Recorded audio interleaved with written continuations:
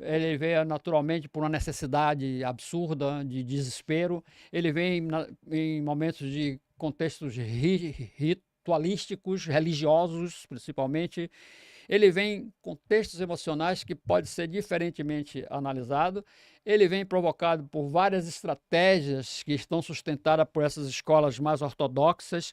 Eu estou falando de escola de hipnose, mas você tem toda uma corrente de estruturas filosóficas que também te leva a isso, né? Os orientais, por exemplo, têm toda estratégia de te levar a essa condição.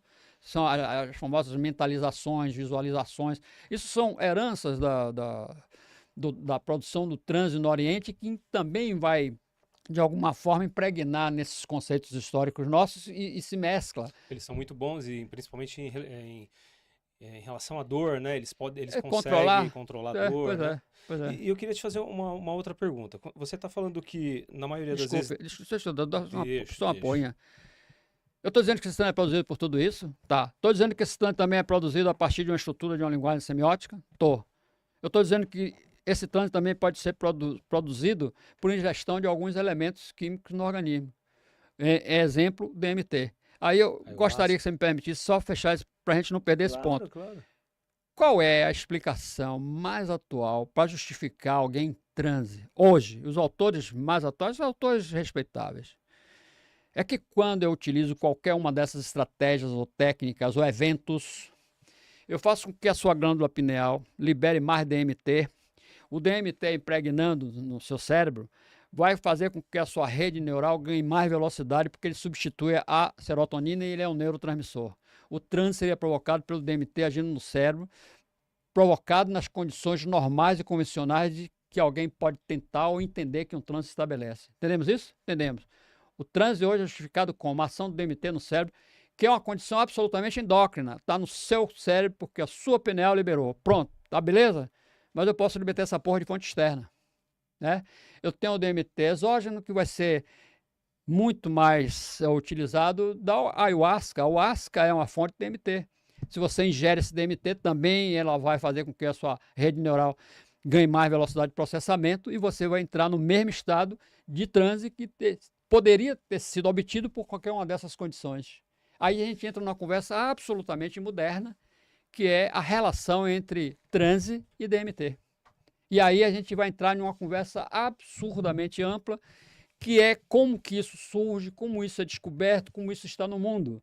Para começo de conversa, essa história de DMT, ela é utilizada há mais de 2000 anos por uma civilização que antecedeu os Incas, foi utilizado pelos Incas, vai para os índios do Amazonas, entra nas sociedades brasileiras, a partir dos famosos soldados da borracha, que entenderam e beberam com eles. Sim. Eu estou dizendo que isso foi, inclusive, mistificado com conceitos religiosos, porque quando você tem o DMT ou quando você está em transe, o primeiro arquétipo que se manifesta é do divino, portanto, se você tem uma formação religiosa, uma crença religiosa, ela vai se manifestar no transe com muita facilidade. Eu estou dizendo que o DMT pode provocar esses lances, e aí, esses caras que de alguma forma se envolvem com isso, acidentalmente se envolvem com o DMT, eles desenvolvem religiões, são chamadas religiões ayahuasqueiras. Eu estou dizendo que tudo isso está num plano muito, digamos, não escolar, né? Alguma coisa muito natural, instintiva, de sociedades bem primárias, né? Pronto. Mas eu estou dizendo que o DMT é pesquisa no mundo todo. Eu estou dizendo que na Holanda você já isola o DMT e utiliza, sem necessariamente recorrer ao asca. Eu estou dizendo, em resumo, que a justificativa do transe hoje, provocado pelo DMT, é um estudo acadêmico de altíssimo nível. Se você buscar na internet, você vai encontrar dezenas de dissertações de mestrado, de dissertação de mestrado e de tese de doutorado, exatamente explorando essa ideia, o DMT agindo no cérebro, provocando situações que se assemelham a um transe convencional, ou pelo menos aceito como razoável historicamente. Entendemos? Desculpe, você ia fazer uma pergunta? Antes que fique muito longe, porque eu quero voltar um pouquinho na questão do sonho, para não mudar Sim, muito e não ficar sim. longe. É, qual a explicação, então? A pessoa tem um sonho erótico, por exemplo, e chega a ter orgasmo dormindo. Sim. Ela não chegou a ficar num estado um estágio ali de transe. Sim, Porque para a pessoa já, chegar ejaculação. a ter uma ejaculação, Sim. a gente sabe que para ter uma ejaculação você É, precisa mas você de não. algo Tá mecânico bom, ali, mas né? tá bom. Mas parado, você parado, sonhando, a maior sacanagem do mundo, você não vai ejacular, não. Há uma fricção, sim, durante o sono. Dormindo, a Você pessoa dormindo, fez uma sonhando, fricção. você sonhando, Você dormindo com você se sacanagem, você come estimula ali. você come travesseiro. O travesseiro é o primeiro que chega. Então, há uma fricção, sim. Quer dizer, há uma dinâmica Mesmo que seja mecanizada. mínima, mas há, né? Ah, claro. Agora, se Certo. deixar pau parado, brochado lá pra gozar, pai, vai sonhar com a Não, miss do Não, mundo que não ele chega. consegue, ele foi num lugar, mas aí estimularam a próstata dele, aí ele conseguiu Então, ejacular. mas eu estava acordado, eu não estava em Não, transe, você falou que estava você fingiu que tá transando. dormindo. Ô, agora deixa eu voltar na minha pergunta. Vai lá agora. A minha pergunta é relacionada a transe e quando você falou sobre tipos de transe, você chegou até a falar de contemplação. Mas antes de eu finalizar essa pergunta, eu quero falar primeiro. Todas essas relações de transe, ela traz necessariamente algo positivo para a pessoa ou ela pode trazer algo negativo também? Agora eu completo.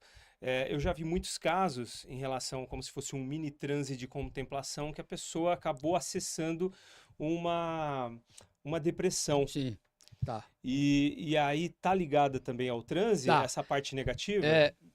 A pergunta é ótima, porque ela vai se desdobrar, inclusive, no efeito do DMT exógeno. Você pode ter um transe que faça com que o seu trauma saia, mas não todo, né?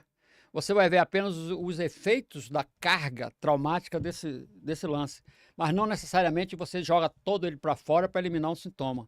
Nessa hipótese, seu transe pode buscar uma memória ou pelo menos uma relação, um link entre o trauma e uma memória que se manifesta de forma pesada, que tem origem e ligação com o próprio trauma. Isso acontece quando o cara bebe ayahuasca. Você bebe ayahuasca, A você gente tem um trauma, fala bastante. você tem um trauma pesado, né? Não abriu a janela toda, a dose não foi legal, ou enfim, ou várias outras situações não contribuíram para o êxito disso. E apenas vem aquela onda braba, né? Vem a onda braba. O cara tem uma onda braba, quando ele é muito sacana, também tem isso. O cara que tem perversões e maldades, ele toma um chá, ele vomita, uma característica, Os colaterais. é um colateral. Ele vomita, quando ele olha para o vômito, ele vê cobra saindo da boca. O que porra é cobra saindo da boca? É porque ele tem uma fala, né, costumeiramente uma fala que é agressiva, que é hostil, né, que ele diz coisas que não devia. Sim. Aí ele vê cobra saindo da boca. Quer dizer, houve ali uma extrusão do trauma de forma tão legal que ele, a partir desse momento, se sentisse bem? Não. Nesse momento, ele vê a manifestação da maldade dele, mas ele reconhece pelo menos a maldade, né? A hipótese é que, após esse vômito de cobra, se o transe se estabelece e se aprofunda, ele supera o trauma, e aí seria cura, seria terapêutico. Se não isso ocorre, ele fica apenas no trazer à lembrança uma situação que é aversiva, ele vai apenas vivenciar a parte ruim. Nas religiões, a huasqueira, uma delas, o pessoal chama isso de peia, ele tá apanhando, para deixar de ser sacana, ele é filha da puta, né? Toma um chá, só vai sofrer, ele vai se ver mal, castigo ele dele. vai ver, o castigo, ele vai ver terror, ele vai ver ele Já perdido, tomou, Carreiro? hein? Já tomou? Eu tomei 8 vezes por pesquisa. Eu conto essa história bonita, eu não sei que horas são, não sei quanto tempo temos, Vambora, Nós pode vamos ir. embora. mas eu Manda tenho uma bala. história bonita aí com essa pergunta sua. Que horas são? 10 horas. Ah, tá ótimo. Nós temos 2 horas só. Dá para levar Tá mais um tranquilo. tempinho. Vambora. Manda bala. Olha bem. Sexta-feira. Eu, a partir de uma série de leituras, eu li os grandes clássicos que teria a possibilidade de clarear o que seria esse DMT, como é que ele age, etc, etc. Entre esse povo aí, você tem um tal de Terence McKenna, que é famoso pra cacete, não sei se você viu. Não conheço. É um cientista americano, morreu tem pouco tempo, 2 anos ou 3 anos. Um cientista americano, financiado pelo governo americano, que veio para o Amazonas pesquisar no meio dos índios o que era, como faz, como não faz, quais os efeitos, etc. E escreve um compêndio sobre DMT. Você tem um outro chamado Rick Strassman, que ele vai fazer uma pesquisa sobre isso, dosando em pessoas o ayahuasca, portanto, a fonte externa de DMT. E quando ele faz isso nas pessoas, ele vai desvendar uma hipótese que as explicações só se justificaria a partir da espiritualidade. E aí ele traz uma conversa que é clássica, que é o DMT, a molécula do espírito. Isso está permeando. Sim, aí pela sim, já vi internet. bastante. Pois é. Aí você tem um outro cara que é um botânico que vai apenas catalogar essas vegetais e ver quais tem mais, quais tem menos, porque todas têm DMT. Enfim, você tem uma série de caras. Tem um tal de Schulman Hansman. Ele vai pesquisar culturas antigas e tribais para ver, na hipótese xamânica, qual é a relação disso também com o DMT. Então você tem grandes clássicos estudando sobre isso. E eu li esses caras. E cheguei à conclusão que o que eles descreviam como o efeito do DMT era muito próximo com aquelas 50 características do transe convencionais. E aí eu resolvi fazer uma pesquisa para ver o que é que bate nisso. O transe provocado pelo DMT se assemelha ao transe provocado pela técnica? Pela hipnose? Sim, pelas técnicas, sim. Mais ainda, autores também diz hoje que quando eu utilizo qualquer uma dessas estratégias de provocar transe, seja hipnose, religião, que porra for, eu estou fazendo com que a sua pineal libere DMT. Então, existe uma teoria que já me aproxima DMT e hipnose. Existe toda uma estrutura teórica que defende, explica e justifica o que é o DMT. Baseado nesses caras, eu resolvi fazer uma pesquisa, né? E aí também eu fui para o Amazonas. A pergunta dele é quantas vezes eu tomei. Eu fui para o Amazonas.